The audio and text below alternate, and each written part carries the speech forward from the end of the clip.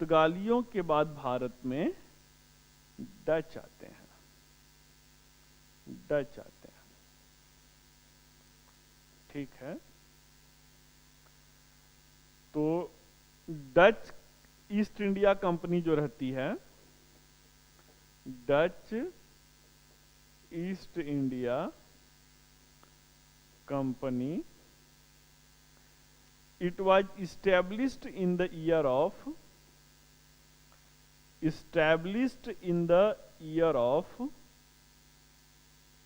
1602।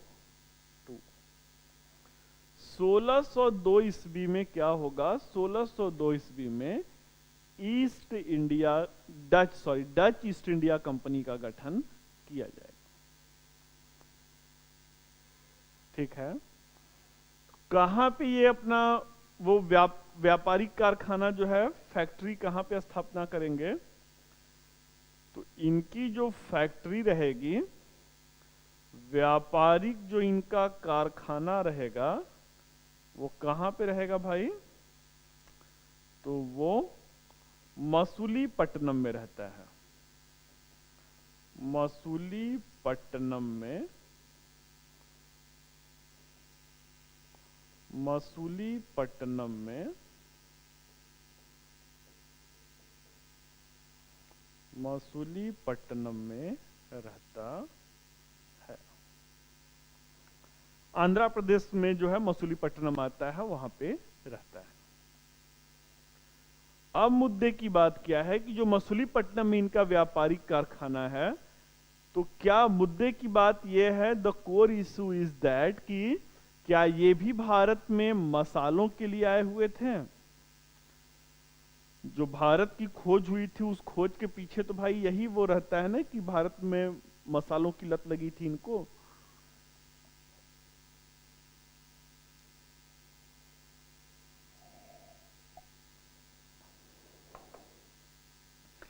चलिए, तो भारत में मसालों की जो लत लगी थी, उसके बिहाफ पे क्या हुआ? पुर्तगाली मसालों के व्यापार के लिए आए। डच ईस्ट इंडिया जो कंपनी थी, ये क्या करते हैं? They gave priority, they gave priority to Indian cotton cloth, Indian cotton cloth, instead of या इन प्लेस ऑफ स्पाइसेस। इन्होंने भारतीय सूती कपड़ों को प्राथमिकता दिया। किसको प्राथमिकता दिया? भारतीय सूती कपड़ों को, भारतीय सूती। ध्यान से सुनना है भाई ना कि ये मसालों पे बहुत ज्यादा फोकस नहीं करते हैं। ये किस पे फोकस कर रहे हैं? ये मसालों की जगह पे भारतीय सूती कपड़ों को अंतर्राष्ट्रीय बाजार में लोकप्रियता दिलवाते हैं।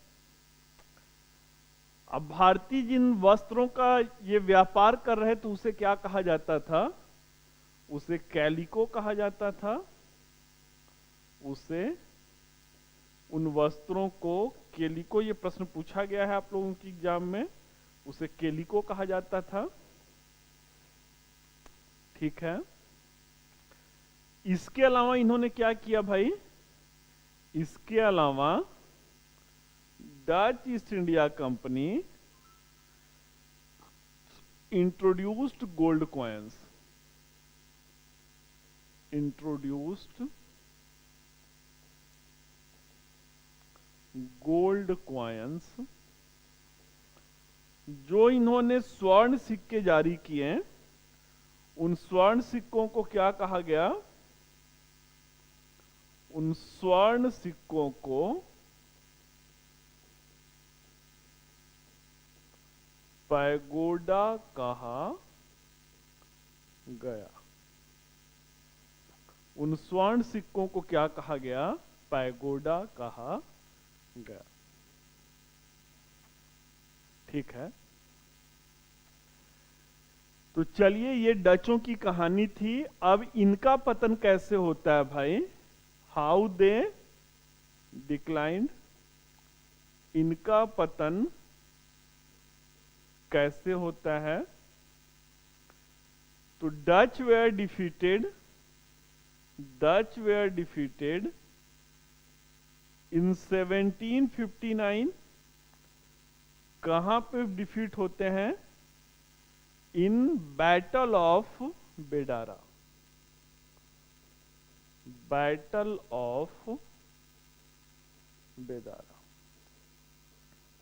किसके द्वारा डिफीट होते हैं, तो अंग्रेजों के द्वारा,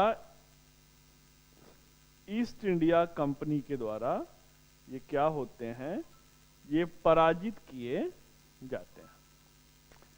तो ultimately in the year of the 1759 the Dutch were defeated by the East India company.